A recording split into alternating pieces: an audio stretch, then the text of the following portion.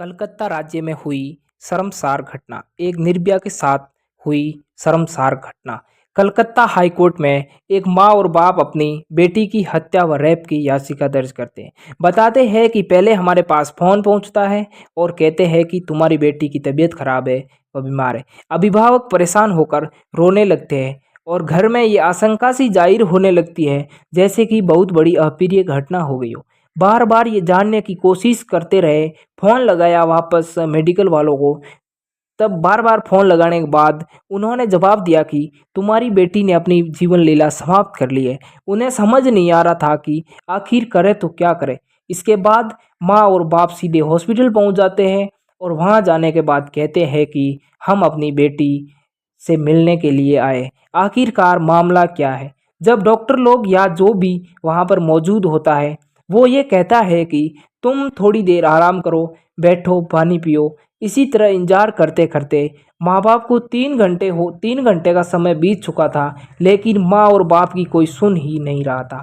तभी कोई व्यक्ति उनके पास आता है और कहता है कि सेटलमेंट कर लो। जो व्यक्ति अपनी बेटी को देखने के लिए पिछले 3 घंटे से तरस रहा था, पल पल तरस रहा था, उसके कानों में एक आवाज़ पहुंचती है कि सेटलमेंट कर लीजिए। सेटलमेंट करे तो किस चीज़ का करे?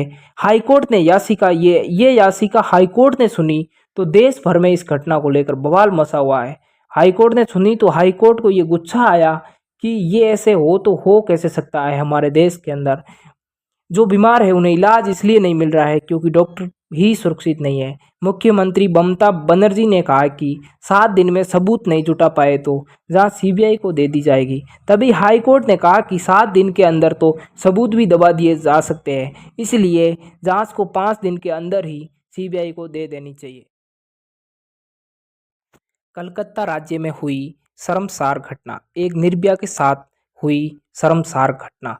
कलकत्ता हाई कोर्ट में एक माँ और बाप अपनी बेटी की हत्या व रेप की याचिका दर्ज करते हैं। बताते हैं कि पहले हमारे पास फ़ोन पहुंचता है और कहते हैं कि तुम्हारी बेटी की तबीयत खराब है, वह बीमार है। अभिभावक परेशान होकर रोने लगते हैं और घर में ये आशंका सी जाहिर होने लगती है जैसे कि बहुत बड़ी अप्रिय घटना हो गई हो।